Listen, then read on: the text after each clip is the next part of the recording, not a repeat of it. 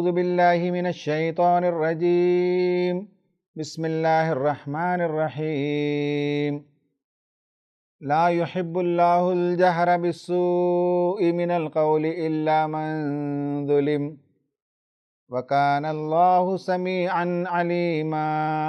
صدق اللہ العظیم۔ ناظرین، آج رمضان کی چھٹی رات ہے اور یہ چھٹا پارہ ہے، لا یحب اللہ۔ ہم اس کے مضامین پر ایک نگاہ ڈالتے ہیں۔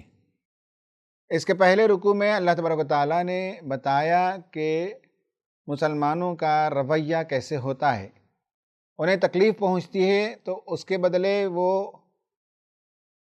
زبان درازی پر اتر نہیں آتے، حالانکہ اس کی اجازت ہے کہ وہ بدلہ لے سکتے ہیں، لیکن معاف کرنا، عفو درگزر کرنا، خیر کی طرف بڑھنا، یہ ان کا شیوہ ہے، اور اللہ اور اس کے رسول پر وہ ایمان لاتے ہیں اور کسی کے درمیان تفریق نہیں کرتے۔ اس کے برعکس دیگر لوگوں کا شیوہ ہے کہ وہ انبیاء کے درمیان تفریق کرتے ہیں۔ یہ پہلا رکوع ہے جو 7% مضمون ہے۔ رکوع نمبر 2 اور 3، اس میں بتایا گیا کہ بنی اسرائیل وہ امت ہے جس نے رب سے کیے ہوئے عہد کو بار بار توڑا۔ رسولوں کے توسط سے انہوں نے جب جب عہد کیا اس کی پابجائی نہیں کی، بلکہ اس کی پامالی کی، اسے توڑتے رہے۔ یہ 13% مضمون ہے۔ اس کے بعد رکوع نمبر 4 میں حضرت عیسیٰ علیہ السلام کا تذکرہ آیا اور یہ بتایا گیا کہ انہیں کوئی عار نہیں ہے بندگی میں، وہ بندہ ہیں اور وہ خدا کی بندگی کرتے ہیں۔ لوگوں نے انہیں ربوبیت میں شامل کر دیا، یہ ان کی غلطی ہے، ورنہ حضرت عیسیٰ علیہ السلام پہلے بھی بندہ تھے اور ہمیشہ بندگی ان کا شعار ہے۔ یہ 7% مضمون ہے۔ رکوع نمبر 5 اور 6 میں شریعت کے کچھ قوانین آئے ہیں اور اس میں مسلمانوں کو تعلیم دی گئی کہ ان کی سماجی زندگی کیسے ہونی چاہیے۔ رکوع نمبر 7 سے 9 تک، اس میں اللہ تبارک و تعالیٰ نے بتایا کہ بنی اسرائیل پر اللہ تعالیٰ کی لعنت ہوئی، اللہ تعالیٰ کا غضب ان پر ہوا، اس لیے کہ بار بار انہوں نے عہد کو توڑا ہے۔ یہی مضمون اس سے پہلے بھی آ چکا ہے، اور یہ بھی بتایا کہ اب جب نبی کریم صلی اللہ علیہ وسلم انہیں سیدھے راستے کی طرف بلا رہے ہیں تو بجائے اس کے کہ شکر گزاری کے ساتھ ان کی بات کو تسلیم کر دیں، وہ ان کے خلاف نفرت آمیز کیمپین میں لگے ہوئے ہیں۔ یہ 20% مضمون ہے۔ رکوع نمبر 10 اور 11 میں پھر شریعت کے قوانین آئے ہیں سورہ مائدہ کے اندر۔ اس میں بتایا گیا ہے کہ حلال و حرام کیا ہے کھانے کے لیے، شراب کی حرمت، جوے کی حرمت، ان سب چیزوں کا ذکر تفصیل سے آیا ہے۔ یہ 13% مضمون ہے۔ رکوع نمبر 12، 13، 14 اور 15، اس میں 27% مضمون ہے۔ مسلمانوں کو وارن کیا گیا، نصیحت کی گئی، آگاہ کیا گیا کہ اہل کتاب کو، یہود و نصارہ کو اپنا سرپرست نہ بنا لو، اور جب تم انہیں سرپرست بنا لو گے تو وہ تمہارے تو خیر خواہ نہیں ہیں، وہ چاہتے ہیں کہ امت کے اندر بگاڑ پیدا ہو، امت راہ راست کو گم کر دے، اور امت کا جو امتیاز ہے وہ امتیاز وہ کھو دے۔ تو لہٰذا انہیں کسی بھی صورت میں اپنا سرپرست نہ بناؤ، اپنا دوست نہ بناؤ، اپنا رازدار نہ بناؤ، اور ان کے بتائے ہوئے قوانین کے اتباع نہ کرو۔ اس پر یہ پارہ ختم ہوتا ہے۔ حضرات، آئیے اب اس میں جو اہم مضامین آئے ہیں ان میں سے 2 مضمون کو ہم لیتے ہیں جو ہمارا روز کا طریقہ ہے، کی لیسنز۔ ان میں سے پہلا لیسن آج کا، اور رمضان المبارک کے حساب سے یہ 11واں لیسن ہے، یہ 11واں سبق ہے، وہ ہے انسانی جان کا احترام۔ یہ بہت بہت اہم مضمون ہے۔ آج کی دنیا میں ہم دیکھتے ہیں کہ انسانی جان کا کوئی احترام نہیں پایا جاتا، حالانکہ اس سے پہلے ہیومن رائٹس کی دہائی اتنی نہیں دی جاتی تھی، اتنے قوانین پاس نہیں ہوئے تھے، عالمی سطح پر اتنا چرچا نہیں ہوتا تھا، لیکن انسانی جان کا احترام ہوتا تھا۔ اور آج جس طرح سے انسانی خون کی ارزانی ہے، ایسے میں یہ مضمون اہم ہے اور دنیا کو بتانے کی ضرورت ہے کہ قرآن کا موقف کیا ہے۔ نعوذ باللہ، غلطی سے اسلام کے سلسلے میں لوگوں نے یہ بات پھیلا دی کہ یہاں انسانی جان کا احترام نہیں ہے۔ قرآن کا مطالعہ بتاتا ہے کہ نہیں، قرآن تو سخت وارننگ دیتا ہے، جو ناحق قتل کرتے ہیں۔ ہم آج پڑھ رہے ہیں اس لا یحب اللہ پارے میں، جو چھٹا پارہ ہے، سورہ مائدہ کی آیت نمبر 32 میں قرآن نے بتایا کہ انہو من قتل نفسا بغیر نفس او فساد فی الارض فکأنما قتل الناس جمیعا ومن احیاہا فکأنما احیا الناس جمیعا۔ یہ گولڈن لیٹرز میں لکھے جانے والی باتیں ہیں، اسے آپ سونے کے حروف میں لکھ سکتے ہیں۔ قرآن نے بتایا کہ جس کسی نے کسی کا ناحق قتل کیا، اس نے گویا کہ ساری انسانیت کا قتل کیا، اور جس نے ایک بندے کو عافیت دی، زندگی کا ساز و سامان دیا، اس نے ساری انسانیت کو زندگی عطا کی۔ یعنی یہ ہے کہ ایک فرد کا قتل سارے انسانوں کے قتل کے برابر ہے۔ اس کی وجہ یہ کہ ایک انسان کا قتل جب آسان ہوتا ہے تو دوسرے کا اور آسان ہوتا ہے، تیسرے کا قتل اور آسان ہوتا ہے، اور اس کے بعد ایک سماج کا قتل کرنا اور آسان ہوتا ہے۔ آسانی کی راہ نکل جاتی ہے، اور ایک قتل کے بعد اگر قاتل کو سزا دی جاتی ہے تو قتل کا سلسلہ رک جاتا ہے، معاشرے کے لیے حیات ہے اس میں۔ اور دنیا میں بہت سے لوگ ایسے ہوتے ہیں جنہیں تھوڑی سی زندگی فراہم کر دی جائے، تھوڑا سا سپورٹ فراہم کر دیا جائے تو پھر وہ اپنے پیروں پر کھڑے ہو جاتے ہیں، انہیں زندگی مل جاتی ہے۔ تو قرآن نے کہا کہ ایک بندے کو تم نے اگر زندگی کا راستہ دے دیا، زندگی کے سورسز فراہم کر دیے، تو پھر گویا کہ تم نے ساری انسانیت کو زندگی عطا کی۔ یہ بہت اہم مضمون ہے۔ آئیے ہم دیکھتے ہیں کہ یہ تعلیمات ہونے کے باوجود یہ تعلیم پہلی مرتبہ قرآن میں نہیں آئی ہے۔ اس سے پہلے من اجل ذالک کتبنا علی بنی اسرائیل پر بھی ہم نے یہ لازم کر رکھا تھا۔ حابیل اور قابیل کے واقعے کے بعد اللہ تبارک و تعالیٰ نے اس کا تذکرہ کیا اور کہا کہ یہودیوں کی کتاب میں بھی، مذہبی کتابوں میں بھی اور دیگر مذہبی کتابوں میں بھی یہ تذکرہ آیا ہے کہ انسانی جان کا احترام کرو، لیکن انسان بہت آسانی سے آج کے زمانے میں قتل کر دیتا ہے۔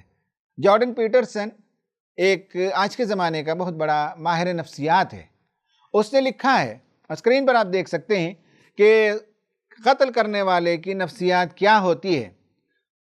وہ کہتا ہے کہ I think at the hour of thought, the real thought of darkest feelings that about your existence itself illuminates the pathway to that sort of behavior quickly۔ یہ الفاظ ہو سکتا ہے کہ آپ کو کچھ کانٹراڈکٹری لگے، یعنی انسان پر ایک مکمل اندھیرا چھا جاتا ہے، اپنی ذات سے اسے تنفر ہو جاتا ہے، اور جو قاتل ہوتا ہے بنیادی طور پر وہ اپنے آپ سے نفرت کرتا ہے اور اس پر مکمل اندھیرا چھا جاتا ہے۔ تو قدم جب آگے بڑھانا چاہتا ہے تو ایک جگہ اسے روشنی نظر آتی ہے، وہ ہے قتل کا راستہ ہے، اور وہ آگے بڑھتا ہے اور قتل کر دیتا ہے لوگوں کو اس مکمل اندھیرے میں۔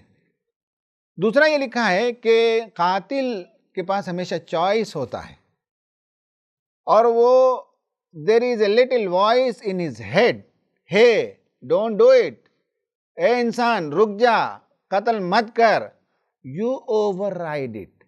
قاتل ہوتا ہے جو اس آواز کو انسنی کر دیتا ہے۔ it always warns you against arrogance۔ وہ اندر کی آواز جو خدائی آواز ہے، وائس آف گاڈ ہے، ضمیر کی آواز ہے، وہ آواز کہتی ہے کہ ایروگنٹ نہ بنو، متکبر نہ بنو، ظالم نہ بنو، خونی نہ بنو۔ یہ سب ہونے کے باوجود انسان قتل کی طرف آگے بڑھتا ہے۔ Kind does not allow the God's wisdom to reorient his thought process۔ قابیل نے جب قتل کیا تو اس کے سر کے اندر بھی یہ آواز اٹھ رہی تھی، لیکن اس نے خدا کی حکمت کو کام کرنے کا موقع نہ دیا اور اپنی زندگی کی کایا پلٹنے کا موقع نہ دیا۔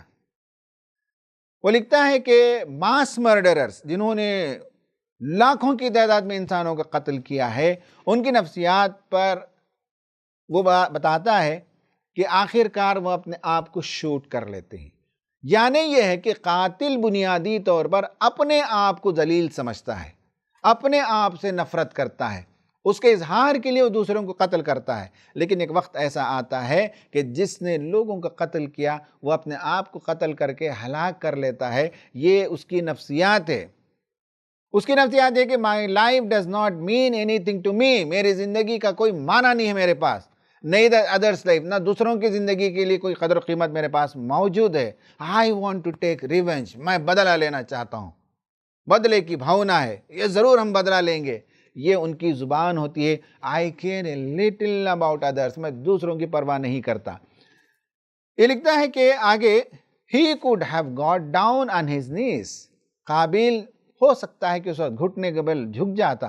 God I have been wrong all along، اے رب میں اب تک غلطی پر رہا. Probably I have been doing wrong sacrifices، جو میرا بھائی قربانی دیتا تھا اور میں قربانی دیتا تھا، اس کی قربانی قبول ہوتی تھی، میری قربانی ریجیکٹ ہو جاتی تھی. شاید میں نے ویسی قربانی نہیں کی جیسا کہ مجھے کرنا چاہیے تھا. Could I possibly straight myself now، کیا اے رب اس وقت موقع ہے کہ میں اپنے آپ کو سدھار لوں. Live in repentance، توبہ کر کے ایک نئی زندگی کی شروع کروں. And improve my position، اور تیری نگاہ میں میری قدر و قیمت میں اضافہ ہو جائے.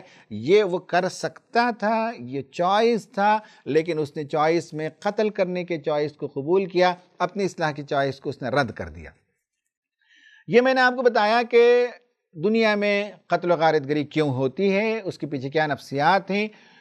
دنیا میں جو بڑے بڑے کلرز گزرے ہیں اور تاریخ میں ان کا نام ثبت ہے. ورلڈ وار 1، عالمی جنگ اول ہوئی تو اس میں 23 ملین لوگ موت کے گھاٹ اتار دیے گئے.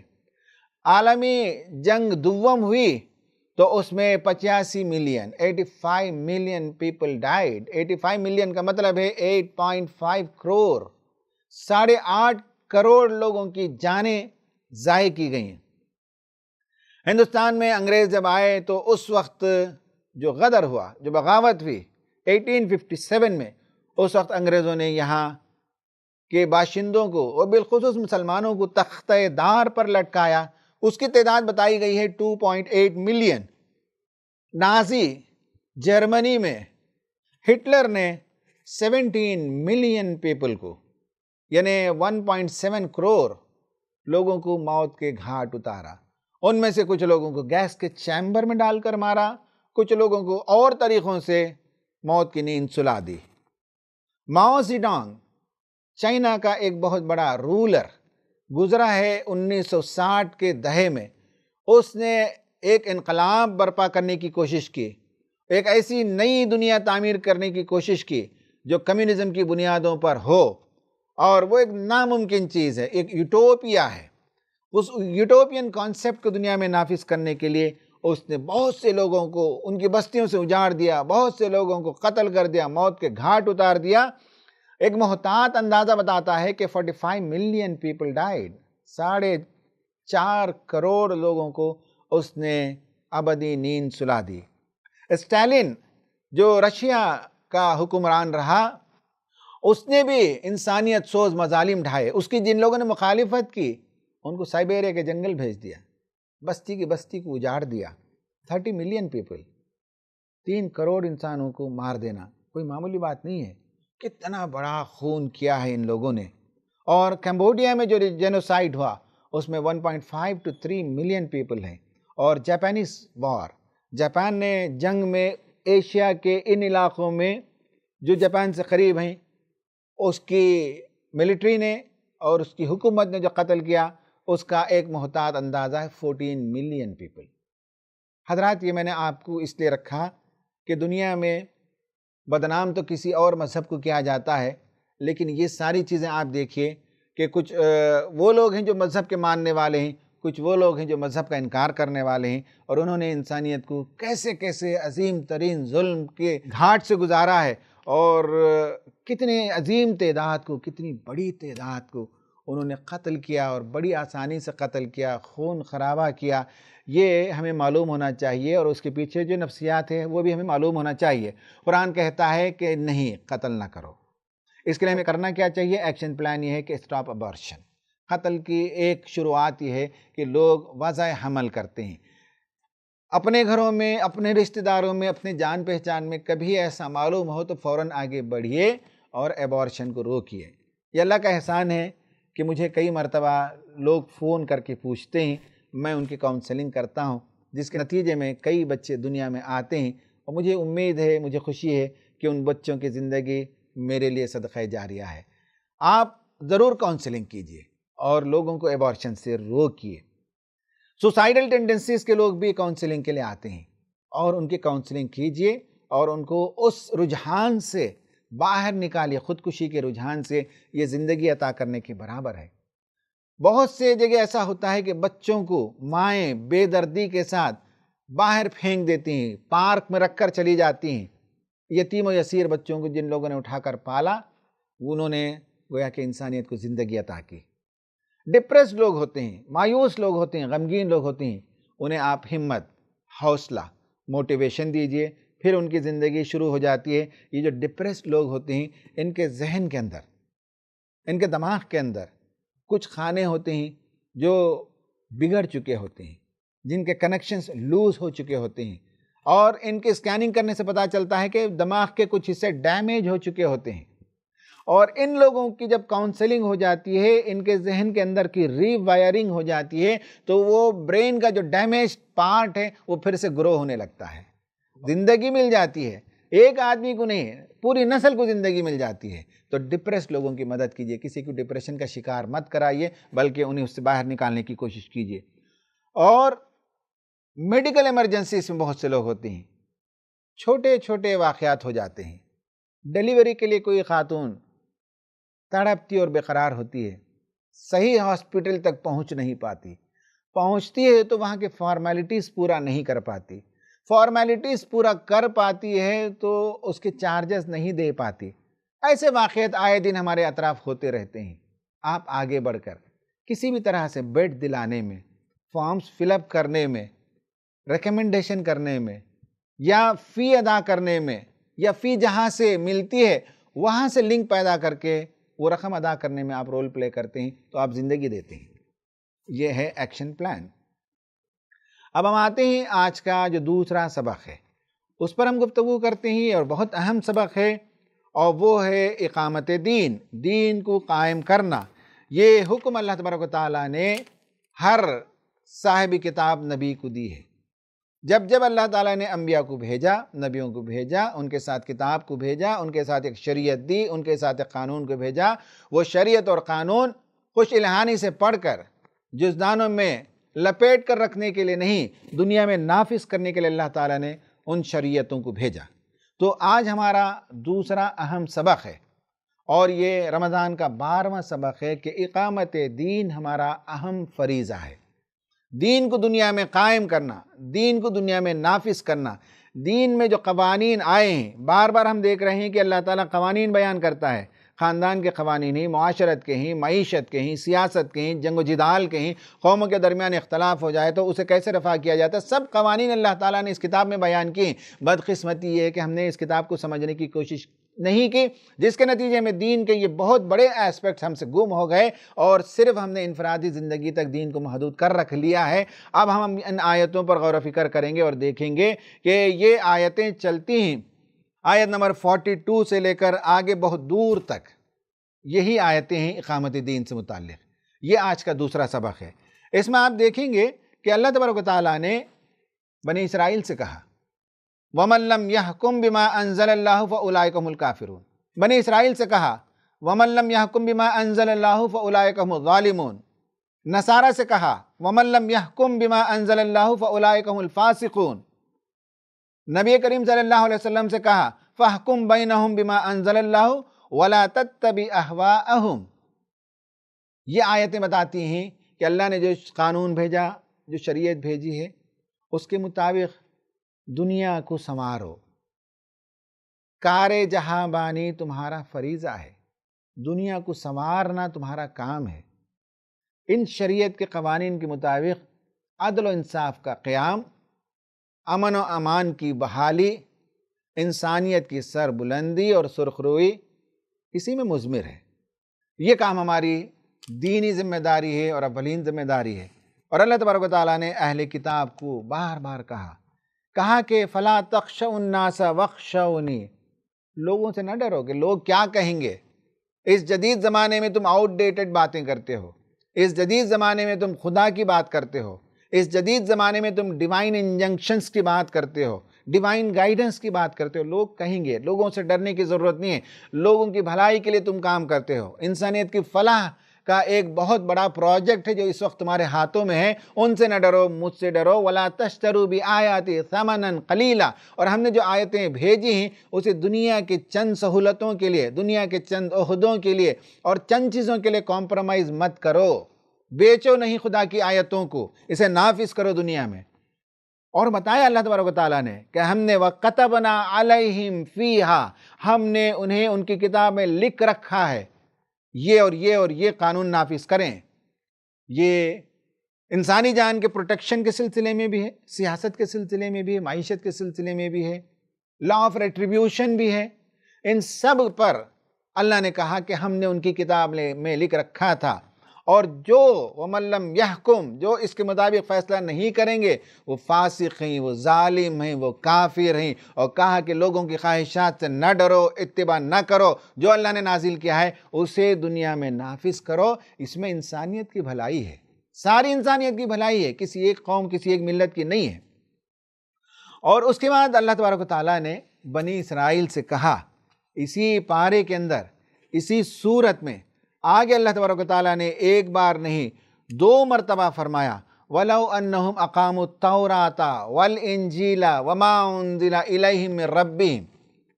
آپ اسکرین پر دیکھ سکتے ہیں، یہ آیت نمبر 66 ہے۔ قرآن کہتا ہے لَأَكَلُوا مِن فَوْقِهِمْ وَمِن تَحْتِ أَرْجُلِهِمْ، اگر اہل کتاب تورات کو قائم کرتے اور انجیل کو قائم کرتے اور ان کتابوں اور ان تعلیمات کو قائم کرتے، دنیا میں امپلیمنٹ کرتے، نافذ کرتے، مینیفیسٹ کرتے جو اللہ تعالیٰ نے ان کی طرف بھیجی ہے، لَأَكَلُوا مِن فَوْقِهِمْ وَمِن تَحْتِ أَرْجُلِهِمْ، تو ایسا ہوتا کہ آسمان سے رزق برستا، زمین اپنے اندر سے رزق ابلتی، اور دونوں طرف سے لوگوں کے لیے وافر رزق کا انتظام ہوتا، اللہ کی باؤنٹیز انہیں ملتی، اللہ کی خوشنودی انہیں ملتی، اللہ کی رضامندی انہیں ملتی، اللہ تعالیٰ کی طرف سے اس دنیا میں بھی انہیں انعام سے نوازا جاتا۔ آیت نمبر 68 میں کہا قُلْ يَا أَهْلَ الْكِتَابِ لَسْتُمْ عَلَىٰ شَيْءٍ حَتَّىٰ تُقِيمُوا التَّوْرَاةَ وَالْإِنْجِيلَ وَمَا أُنزِلَ إِلَيْكُم مِّن رَّبِّكُمْ، اے اہل کتاب تمہاری کوئی بنیاد نہیں ہے جب تک کہ تم تورات کو قائم نہ کرو، انجیل کو قائم نہ کرو، اور اس کتاب کو قائم نہ کرو جسے اللہ تعالیٰ نے تمہاری طرف بھیجی ہے۔ یہی آیت میں اگر غور سے پڑھیں گے تو ہم سے یہی کہا گیا کہ اے امت مسلمہ کے لوگوں، تمہاری کوئی اصل اور بنیاد نہیں ہے جب تک کہ تم دنیا میں اللہ تعالیٰ کے قوانین کو نافذ نہ کرو، اللہ تعالیٰ کی کتاب کا اجرا نہ کرو، اللہ تعالیٰ کی تعلیمات کے مطابق دنیا کی تعمیر کا کام انجام نہ دو۔ تمہاری کوئی بنیاد نہیں ہے، تم بے بنیاد ہو، تمہاری کوئی آئیڈینٹی نہیں ہے، تمہاری کوئی حیثیت نہیں ہے۔ یہی تمہاری حیثیت اور آئیڈینٹی ہے کہ اللہ نے جو کتاب بھیجی، جو قانون بھیجا، جو تعلیمات بھیجی ہیں، جو آرڈیننس بھیجے ہیں، ان کو دنیا میں نافذ کیا جائے، ان کو دنیا میں امپلیمنٹ کیا جائے اور دنیا کی بھلائی کے لیے کام کیا جائے۔ یہ بہت ہی اہم ترین آیتیں ہیں، اقامت دین یا دین کو قائم کرنے کی تعلیم۔ حضرات، یہ رولز کیوں آئے ہیں؟ کوئی قتل کر دے، قاتل، اور جس نے ناحق قتل کیا اسے قتل کر دیا جائے گا، یا یہ کہ میراث کی تقسیم ایسے اور ایسے ہونی چاہیے، مرد کا اتنا حصہ ہوگا، عورت کا اتنا حصہ ہوگا، بیوی کا اتنا حصہ ہوگا، شوہر کا اتنا حصہ ہوگا، یا یہ کہ ماں باپ کو اف تک نہ کہو، ماں باپ کا احترام کرو، یا یہ کہ اللہ نے جو دولت تمہیں دی ہے اس میں غریبوں میں خرچ کرو، یتیموں میں، بیواؤں میں اور مسکینوں میں خرچ کرو، یا یہ کہ ہر سال اپنی دولت میں سے زکوٰۃ کا اتنا حصہ نکالو، یا یہ کہ زمین جو پیداوار کرتی ہے اس میں سے عشر 10% نکالو اور لوگوں کو دو۔ یہ تعلیمات، یہ قوانین، یہ گھر کے لیے، سماج کے لیے، غریبوں کے لیے، عوام کے لیے۔ ظالموں کا ہاتھ پکڑو، ظلم کرنے نہ دو، مظلوموں کی مدد کرو، حق کی گواہی دو، اللہ کی تعلیمات کو نہ چھپاؤ، یہ سب اقامت دین ہے۔ یہ سب دین کو قائم کرنا ہے، ایک ایک آیت کو زندہ کرنا ہے، ایک ایک آیت کو دنیا میں اس کا اجرا کرنا ہے۔ یہ تعلیمات ہمیں بتاتی ہیں، یہ اقامت دین ہے۔ اور یہ قوانین، رولز آر ایسینشیل۔ کوئی بھی سماج، کوئی بھی ادارہ، کوئی بھی اسکول، کوئی بھی حکومت قوانین کے بغیر کیسے چل سکتی ہے؟ تو ان اداروں کو، انسٹیٹیوشنز کو، ممالک کو قانون کی ضرورت ہوتی ہے۔ They show us what is right and what is wrong. اور ہمیں وہ قوانین بتاتے ہیں کہ حق کیا ہے، ناحق کیا ہے، جینے کا صحیح طریقہ کیا ہے، جینے کا غلط طریقہ کیا ہے، کیا چیزیں ہیں جو انسانیت کے لیے نفع بخشیں اور کیا چیزیں ہیں جو سماج کے لیے مضر ہیں۔ قوانین تو ہمیں بتاتے ہیں۔ They make it possible for us to live together. انسانی سماج میں کسی موضوع پر اختلاف ہو سکتا ہے، لڑائیاں ہو سکتی ہیں، خون خرابہ ہو جائے گا۔ قوانین ہوں تو انسانی سماج جڑا رہتا ہے، محفوظ رہتا ہے، امن و امان کی گود میں وہ معاشرہ ہوتا ہے جہاں رول آف دا لا کی دھجیاں اڑا دی جائیں، جہاں لوگ جو ہے قانون کو اپنے ہاتھ میں لینے لگیں، وہاں جنگل راج شروع ہو جاتا ہے۔ قانون کا احترام، قانون کا نفاذ، یہ سماج کی صحت کے لیے ضروری ہے۔ They show us the boundaries of good behavior. انسانی سماج میں اچھا برتاؤ بہت ضروری ہے۔ اس کے نتیجے میں سماج بھی محفوظ ہوتا ہے، فرد بھی اچھے بیہیویئر کے نتیجے میں گرو ہوتا ہے، اور ان کی نسلیں بھی اچھی جو تربیت ہے اس کے نتیجے میں اچھے ہیومن بینگ بنتے ہیں۔ سماج کے اندر خوش اخلاقی آتی ہے، سماج کے اندر تعاون کا جذبہ پیدا ہوتا ہے۔ تعاونوا علی البر والتقوی، نیکی کے کاموں میں، تقوی کے کاموں میں ایک دوسرے کی مدد کرنے کا جذبہ پیدا ہوتا ہے، انسانوں کا احترام پیدا ہوتا ہے، انسانی جان کا احترام پیدا ہوتا ہے۔ یہی تو قوانین ہیں۔ قوانین تو ہیں اپنی جگہ، لیکن قانون کے نتیجے میں انسان کی جو ذہن سازی ہوتی ہے، اس ذہن سازی کے نتیجے میں انسانی سماج میچیور ہوتا ہے، انسانی سماج پختہ ہوتا ہے، اور انسانی سماج میں آپس کا جو بیہیویئر ہے وہ بہت ہی سوفسٹیکیٹڈ بیہیویئر، پیسفل بیہیویئر اور تعمیری رخ اختیار کرتا ہے سماج۔ وائی رولز اس لیے ہونا چاہیے کہ یہ 4 وجوہات ہیں جو اسکرین پر آپ کو دکھائے گئے ہیں۔ ان میں سے چونکہ بنی اسرائیل کا تذکرہ ہے ان آیتوں میں جن کا مطالعہ ہم کر رہے ہیں، حضرت موسیٰ علیہ السلام کو اللہ تعالیٰ نے جو تعلیمات دیں ان میں سے ڈوز اینڈ ڈونٹس ہیں۔ ان میں سے بتایا گیا یو شل ناٹ مرڈر، تم قتل نہیں کرو گے، یو شل ناٹ اسٹیل، تم چوری نہیں کرو گے، تم زنا نہیں کرو گے۔ 10 کمانڈمنٹس میں یہ آیتیں آئی ہیں۔ اس میں ان کی کتابوں میں لکھا ہوا ہے the law was not just a system of rules. جو قوانین بھیجے گئے ہیں وہ صرف ضابطہ بندی کے لیے نہیں ہیں۔ God is not just concerned with obedience. صرف اللہ تعالیٰ تمہاری اطاعت ہی نہیں چاہتا ہے۔ He wants us to think about what we do. وہ چاہتا ہے کہ تم غور کرو کہ تم کیا بن رہے ہو۔ تم بلندی کی طرف جا رہے ہو، انسانیت کی معراج پر پہنچ رہے ہو، یا پاتال کی طرف جا رہے ہو۔ یہ قوانین کے ذریعے سے ہمیں پتہ چلتا ہے کہ انسانی سماج کدھر جا رہا ہے۔ The purpose of the law which he gave to his people was that they should learn about him. اور ان قوانین کے ذریعے خدا کی صفات کا ادراک ہوتا ہے، خدا کی صفات کا پرتو ہوتا ہے۔ خدا رحمان ہے، خدا رحیم ہے، خدا محبت کرنے والا ہے، اور خدا کے جتنے جمالی صفات ہیں ان سب کا پرتو انسان اپنے سماج میں کرے تو سماج ترقی کرتا ہے۔ اس کے لیے اللہ تبارک و تعالیٰ نے یہ قوانین بتائے ہیں۔ اس طرح سے بتایا گیا ہے کہ وہ لوگ بابرکت ہیں جو خدا کے احکام کو دنیا میں نافذ کرتے ہیں۔ خدا کی جو برکتیں ہیں، بلیسنگز آف گاڈ، بتایا گیا کہ اگر تم خدا تعالیٰ کے قوانین کو دنیا میں نافذ کرو، وَلَوْ أَنَّهُمْ أَقَامُوا التَّوْرَاةَ وَالْإِنْجِيلَ وَمَا أُنزِلَ إِلَيْهِمْ مِنْ رَبِّهِمْ۔ دیکھیں قرآن نے جو بات کہی وہی یہاں ڈیوٹرونومی میں بتایا گیا، ان آیتوں کو کوٹ کیا گیا جس میں کہا کہ اگر تم اللہ تعالیٰ کی آیتوں کو نافذ کرو تو اس کے نتیجے میں اللہ تعالیٰ تم پر اپنے باؤنٹیز، اپنی بلیسنگز، اپنی عنایتیں، اپنی مہربانیاں تم پر نازل کرے گا۔ اور کیسے نازل کرے گا؟ دیکھیں حضرت موسیٰ علیہ السلام کی دعا ہے، they were blessed in city and in their country, in their offsprings and the offsprings of their flocks and the crop and in protection from their enemies. یہ جو لَأَكَلُوا مِن فَوْقِهِمْ وَمِن تَحْتِ أَرْجُلِهِمْ، یہ آسمان اور زمین سے رزق ابلے گا، برکتیں ہوں گی، رحمتیں ہوں گی، عنایتیں ہوں گی۔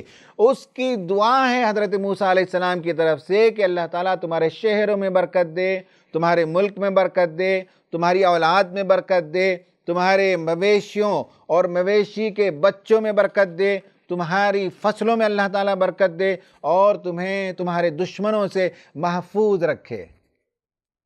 اقامت دین دنیا کے لیے بھی مفید اور آخرت کے لیے بھی۔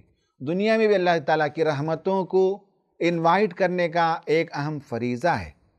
حضرات، یہ بہت اہم ترین باتیں ہیں جو آج میں نے کی ہیں۔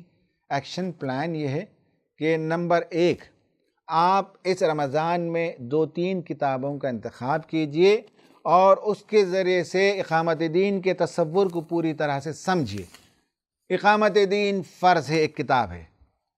فریضہ اقامت دین ایک کتاب ہے، اور اقامت دین کی شاہراہ ایک کتاب ہے۔ بہت سی کتابیں اس سلسلے میں، ان کتابوں کا مطالعہ کیجیے۔ نمبر 2، اقامت دین کے لیے جو تحریک، جو تنظیم کام کر رہی ہے، اس سے وابستہ ہو جائیے، اس سے اپنے آپ کو لگائیے، اس کام میں اپنا چھوٹا سا یوگدان، اپنا چھوٹا سا کنٹریبیوشن دیجیے، اپنا حصہ لگائیے، اور پورے بڑے کام میں آپ کو بھی اجر ضرور ملے گا۔ یہ ہماری دینی ذمہ داری ہے، یہ ہمارا امت کا فریضہ ہے، یہ ہمارے ایگزسٹنس کا میننگ ہے۔ اللہ تعالی ہمیں توفیق عطا فرمائے، آمین۔ وآخر دعوانا ان الحمدللہ رب العالمین۔